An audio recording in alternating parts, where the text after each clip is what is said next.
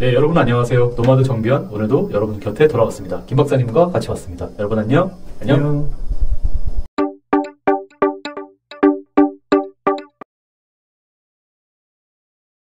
네, 김 박사님.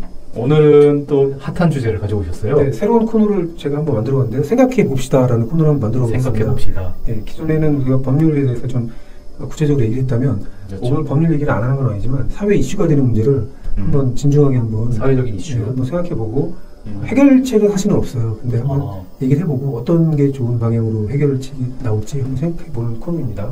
네, 오늘의 주제는 뭐죠? 아동 출입 제한업소, 일명 노키즈 존이라고 하죠. 노키즈 존. 네, 아주 불만이 많아요. 한쪽에서는 뭐 어린아이가 있어서 참 불편하다. 한쪽에서는 부모들이 어린아이 데려가려면 이 노키즈 존 때문에 출입이 안 돼서 불만이다라고 하는데 간단하게 처음에 얘기해드리자면은 전 노키즈존의 문제가 아이들의 문제는 아니고 일부 무분별한 극성맞은 부모들, 아이를 훈육하지 않고 그냥 방치하는 부모들의 문제라고 저는 생각을 하거든요. 그렇군요. 뭐 최근에 뭐 얼마 전에 뭐 왕의 DNA를 가진 자녀가 왕의 DNA를 가졌다. 아주 흥미로운 그런 생각을 가진 그런 부모가 또 있었죠. 교육부 공무원이. 그리고 또 얼마 전에 대통령실의 그 의정비서관이 자녀가 한 학년 아래 자녀를 폭행해가지고 구주 폭행을 일어나는 사건이 있었어요. 그런데 그거보다 더 공분을 일으킨 게 그 엄마가 모친이 그 때리는 행위에 대해서 진술하기를 사랑입니다라고 이제 얘기를 했는데 사랑이매 참 저는 그래서 황당했어요. 어떻게 자녀가 친구를 때려도 사랑이라고 할 수 있을까? 이런 문제들이 노키즈존을 양성하는 것이 아닌가라는 생각을 했어요. 예, 화두를 던지셨습니다. 예, 그 2014년도에 이제 노키즈존이라는 게 신조어가 생겼는데 그 당시에 왜 이런 사례가 생겼냐면은 뭐 그 아이들이 화상을 이제 식당에서 입었는데 화상. 그 식당주 입장에서는 영업주 입장에서는 아이들이 너무 이제 막 뛰어다니는 거를 돌아다니고 이제 좀 단속을 했어야 되는데 안 함으로 인해서 사고가 났는데 그에 대한 배상금이 어마어마하게 나와서 영업주의 입장이 좀 부담됐던 거예요. 그리고 최근에 또 변호사님 혹시 이런 그 뭐 노중년존, 노시니어존, 뭐 노유튜버존 특정한 대상을 배제하는 그런 영업장들이 있죠. 좀 저도 나이가 이제 듣다 보니까 이런 노중년, 노시니어 이런 거를 들으니까 기분은 좋지 않은데 그 나름대로 영업주분들의 어떤 그런 고충이 있었더라고요. 맞습니다. 헬스장에서 그 피트니스 센터에 그 중장년층 노년분들이 방구를 너무 많이 끼고 방구를 끼면 트림을 너무 많이 하고 그러니까 회원들이 좀 예의가 없는 거죠. 불만을 제기했던 거예요. 그래서 그런 노중년존 이런 것들을 선언했던 것 같은데 생각보다 노키즈존에 대해서 조사를 해보니까 호의적인 반응이 더 높았던 조사가 한국 리서치에서 2021년도에 조사가 됐어요. 70%가 넘는 그 비율이 노키즈존을 환영한다. 많은 사람들이 지지하고 있나요? 네, 그리고 뭐 오히려 그 임신, 출산, 육아를 대상으로 하는 그 포털 카페에서 또 아이 엄마들한테 조사를 했는데 찬성이 또 72.65%가 오히려 높네요. 오히려 높아요. 뭐 서두에 좀 길게 좀 얘기했는데 노키즈존을 그 이슈를 촉발시킨 사례 간단하게 좀 제가 얘기하고 변호사한테 좀 질문 좀 던질게요. 그러시죠. 좀 전에 얘기했듯이 그 CCTV 상에 이제 아이들이 뛰는 모습을 보니까 아주 신나게 아주 그냥 너무 신나게 뛰어다니는데 아이 엄마는 그걸 제지하지 않았어요. 그래서 결국 화상 입어서 4천만 원이 넘는 그 손해배상이 나왔고 또 자녀가 또 13세 아이가 들어가는 식당에서 거부하니까 국가인권위원회에 또 그 이제 진정을 한 사건도 있고 일본에서도 또 뭐 그 비슷한 사례가 있어요. 식당 벽을 다 뜯어놨는데 부모가 이제 거기에 대해 변상이라는 특별한 얘기 하지 않아서 식당 벽을 뜯었습니다. 그래서 이제 일본도 그런 식으로 했고 뭐 호주도 마찬가지 그런 게 있었는데 특이할 만한 것은 항공사에서도 그 노키즈존을 운영한다는 거예요. 말레이시아 에어아시아 X에서는 10세 이상만 그 출입할 수 있는 그런 콰이트 존이라고 있고 싱가포르 스쿠트 항공사의 12세 이상만 이용할 수 있는 사일런트 존 운영하고 있고 또 튀르키예도 또 16세 이상만 그 이용할 수 있는 항공사에서도 그렇게 하고 있어요. 그럼 변호사님 그 이 노키즈존에서 이 영업주들이 구체적으로 반대하고 있는 이유 좀 정리해 주실까요?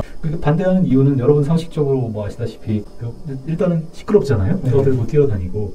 근데 그렇게 시끄럽게 뛰어다니고 소리 지르고 하는 것에 대해서 법정 대리인과 보호자들이 그런 것을 훈육하지 않는다는 점에 있어서 굉장히 고심 끝에 노키즈존을 했다는 게 가장 큰 이유일 것 같고, 그 다음에 인물 파손이나 업소 분위기가 사실 저하되죠. 고객들의 불만과 항의가 이어진다고 해요. 불만 있을 거거든요. 네. 그다음에 사실 이상한 분들도 있어요. 네. 카페나 음식점에다가 기저귀를 갈고 그냥 두고 온다든지 네. 아이들 소변을 컵으로 받아가지고 최악이네요.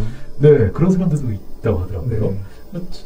그러니까 그런 비상식적인 행동을 하는 결국 그 어른들, 부모들 때문에 노키즈 온천을 만든 거라고 생각이 되고 또 하나 말씀드릴 것은 이제 사실 안전사고가 가장 큰 문제입니다.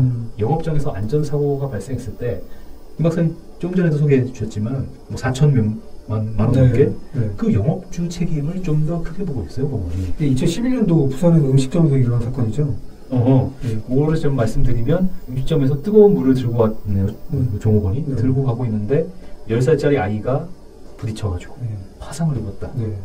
근데 여기서 그러면 여러분 어떻게 생각하십니까? 종업원 잘못도 물론 있겠지만 아이 잘못도 있겠지만 여기에 대한 책임 분배에 대해서 법원은 판단하기는 식당 주인의 직원 안전교육 미흡, 종업원의 부주의 이후로 종업원 과실은 80%가 되는 걸로 봤어요. 많이 봤네요. 그렇죠. 아이의 부모의 책임은 20%밖에 안 되는 걸로 봐서 결국 4,951만 원? 이거는 굉장히 영업주 입장에서는 어떻게 할까요? 이렇게 대응이? 손님 좀 더 받았다가 한두 번 이렇게 소송 걸리면 좀 식당 망하죠. 식당 망할 수도 있을 것 같아요. 노키존 할 것 같다는 생각이 들어요. 네, 또 하나 소개를 해드리면 2012년도에 강원도 춘천에 시내에 있는 어떤 음식점에서 종업원 찌개를 이제 운반을 하고 있었어요. 찌개를 운반하다가 또 이것도 마찬가지로 유모차에 이제 아기가 타고 있었는데 거기 부딪혀서 국물이 튀긴 거죠. 그래가지고 아기 허벅지에 화상을 입어서 이 사건에 대해서 또 소송이 벌어졌는데 법원이 그 식당 책임을 또 이번에도 70%로 부모 책임은 이제 30%만 되는 걸로 이렇게 판단을 했어요. 이렇게 하니 영업주 입장에서는 노키즈존을 선언할 수밖에 없을 것 같아요. 상당히 이해되겠는데 이런 판결들을 보니까 이제 이해가 좀 된다. 근데 문제는 이게 기본권 충돌이 일어나잖아요. 영업주 입장에서는 영업을 할 자유, 그래서 영업거래 자유가 또 있는데 헌법상 영업의 자유가 있습니다. 영업의 자유가 있고, 그다음 손님 입장에서는 행복주권이라고 해야 되나요? 네. 이게 충돌하면은 어느 쪽 편을 들어줘야 될지 참 난감할 것 같아요. 논문도 찾아보니까 이런 그 기본권 충돌에 대한 문제를 이렇게 설치를 해놨는데, 그러니까 결국은 우리가 같이 살기 때문에 함께 살기 때문에 각자의 자유의 범위가 충돌하는 경우가 생길 수밖에 없고 그럴 때는 결국 조정을 해줘야 되잖아요. 일단 국가인권위원회 잠깐 얘기하셨지만은 기본적으로 다른 고객들에 비해서 어떤 특정한 층을 차별하는 행위에 대해서 인권위는 하지 마라. 이건 평등권 침해에 해당할 수 있다라는 것이 인권위의 기본적인 입장일 수밖에 없죠. 그 기관이 그러라고 있는 거니까. 그렇게 하고 있는데 사실 영업주 입장에서는 이제 헌법상 영업의 자유가 침해될 수 있으니까 본인도 영업의 자유를 행사하면서 고객에 대해서 일정적으로 차등 대우할 여지가 있는 것이고 다른 고객들 그렇죠. 힐링하고 싶은 고객이 차 마시러 왔는데 옆에서 시끄럽게 소란스럽게 뛰어놀면 다른 고객들의 행복권도 침해할 수 있는 거겠네요. 그렇죠. 우리가 식당에 가서 밥 먹는 그 가격에는 그 식당 자리를 점유하고 거기에서 서비스를 받고 음식을 먹고 모든 것이 이제 포함되는 가격 아니겠어요? 이런 걸 생각하면은 이게 간단한 문제는 아니라는. 이런 그 기본권 충돌로 인해서 해결점의 접점이 잘 안 모아지는 것 같은데 최근에 제주특별자치도에서 노키즈존을 이제 지정하는 금지하는 조례안을 이제 입법 발의했는데 발의했습니다. 선생님 조례가 뭔지 좀 간단하게 설명해 주시고 이 제주특별자치도에서 입법 예고한 조례가 내용하고 이게 과연 어느 정도의 실효성을 거둘지 의문이거든요. 일단 조례라는 것은 법률하고는 다른 거죠. 우리나라는 이제 국가라는 단위가 있고 그다음에 지방자치단체라는 단위가 있잖아요. 근데 가능하면은 지방 균형 발전이나 국토의 균형적인 발전을 위해서 지방자치단체한테 상당 부분 어떤 재량을 부여하고 있어요. 그냥 그 지역에 이른 그 지역 사람들이 잘 알잖아요. 특색에 맞게끔. 그렇죠. 그렇게 개발을 하자. 국가가 일률적으로 하기보다. 근데 그런 취지에서 자치단체한테 상당한 권한을 이제 부여하고 있는데 그런 지방자치단체에 부여된 권한 중에 하나가 몇 가지가 있는데 하나는 뭐 자치사무, 그야말로 자치적으로 할 수 있는 사무와 단체에 위임된 사무, 지방자치단체가 전적으로 위임받아서 하는 사무, 지방자치단체에 고유한 권한이 되는 것이죠. 이거 말고 국가가 원래 할 일인데 그것을 자치단체에 위임한 기관이임 사무, 이렇게 총 한 3가지로 구분을 해요. 근데 조례는 이런 그 위임 사무와 자치 사무에 대해 관련해서 법률에 저촉되지 않는 범위 내에서 제정할 수 있는 그런 어떤 규정이라고 보시면 돼요.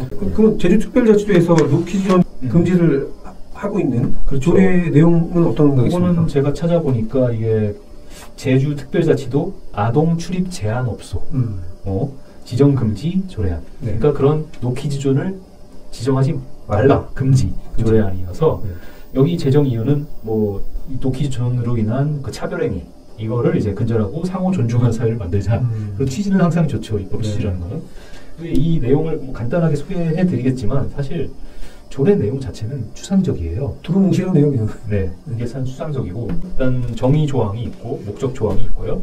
도지사의 책무 이게 중요한데 이게 도민의 차별과 인권 뭐 침해를 예방하고 뭐 그러기 위해서 아동 출입 제한 업소 지정을 금지하기 위한 노력을 하여야 한다. 그러니까 노력을 하여야 한다니까 그러니까 노력하면 돼요, 그냥. 예. 그냥 홍보나 계도 뭐 이런 정도로 보면 그렇죠. 예. 막연하게 이제 노력을 하면 되는데. 그러면 지금 그 이 상위법이 없다고 제가 말씀드렸는데 지금 국회 차별금지 법안이 발의가 2020년도에 발의가 돼 있어요. 차별금지 법안이요. 차별금지 법안도 잠깐 연관이 되니까 소개를 좀 해주세요. 그렇죠. 국회의 차별금지 법안은 사실 이것도 굉장히 핫한 이슈인데 그 내용 간단하게 말씀드리면 말 그대로 차별을 하지 말자. 근데 어떤 거에 대해서 차별하지 말자? 합리적인 이유 없이 뭐 성별이나 나이나 장애나 언어나 뭐 출신 국가나 민족, 인종, 국적, 뭐 피부 색깔, 지역 뭐 이런 걸 가지고 차별하지 말자라고 하는 지극히 당연한 내용을 담고 있어요.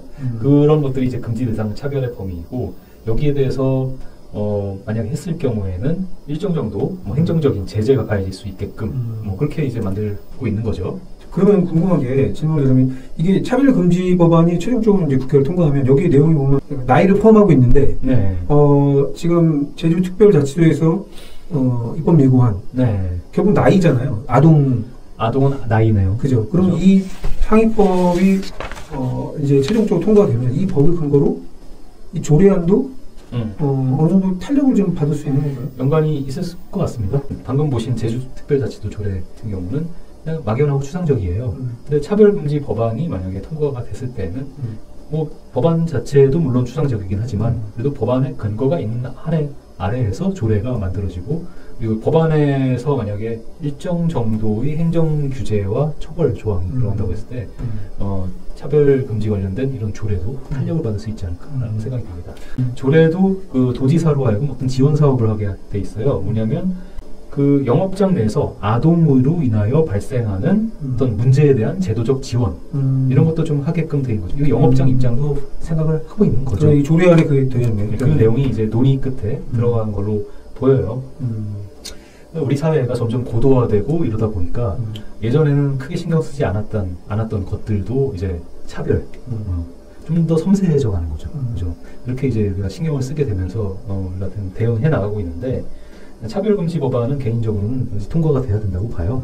물론 이게 좀 광화문 이런 데 현수막 보면 차별금지 법안이 동성애나 뭐 청소년들의 성교를 조장한다 뭐 그렇게 극단적으로 보시는 분들도 있지만 근본적으로 우리가 이제 발전을 위해서는 이민 들어오는 외국인들도 받아들여야 되고 그들을 우리 구성원으로 받아들여야지만 우리가 좀 지속 가능하게 성장을 할 수가 있는데 그렇다고 하면 다른 문화 사람들이 들어왔을 때 또 충돌이 많이 일어날 거 아니에요. 그 부분에 대해서 우리가 지금 선제적으로 대응을 해야지만 된다고 봐요. 이거는 참 그 단기간에 해결하기 좀 어려운 문제인 것 같아요. 저희가 서두에 말씀드렸지만 어렵지만 그래서 한번 생각해 볼 필요가 있다고 해서 주제를 잡았는데 정말 좋은 주제 가지고 오셨습니다. 제가 오늘 마무리를 한번 제 생각을 정리해봤습니다. 마무리해 주시죠. 자, 세계 최저의 출산율이죠. 우리나라 0.78명이 역대 최저라고 하는데 맞습니다. 엄청난 돈을 쏟아붓고 있는데도 출산율이 올라가지 않아요. 근본적인 문제가 해결되지 않기 때문이라고 저는 생각되는데 맞아요. 그래서 결국은 아이를 많이 낳으면 애국한다라는 말이 나올 정도로 그 아이에 대한 그 지원, 아이 부모에 대한 대우가 많이 달라졌어요. 맞아요. 결국 그런데 그 부작용으로 자연스럽게 또 아이를 가진 부모들은 자존감이 높아지고 있어요. 자존감이 높아지니까? 자존감이 높아졌으면 거기에 걸맞는 행동을 해야 되겠죠. 식당에 가서 아이가 주변 사람들 불편하게 하거나 식당에서 뭐 소란을 피우면은 이렇게 훈육도 하고 해야 되는데 참 민폐 끼치는 거에 대해서 우리 아이 잘한다 라고 하면서 말리지 않고 서두에 얘기했지만 뭐 우리 아이는 왕의 DNA를 갖고 있다. 뭐 사랑의 매를 때렸다라고 하는 그런 그릇된 생각을 갖고 있는 부모가 있다면 이 노키즈존에 대한 그 선호도가 앞으로 점점 더 올라가지 않을까라는 좀 개인적인 생각을 해봤습니다. 그러시군요. 김 박사의 질문과 생각 오늘 너무 잘 들었습니다. 구독과 좋아요 잊지 마시고 우리 다음 시간에 뵙겠습니다. 여러분 그때까지 안녕. 안녕.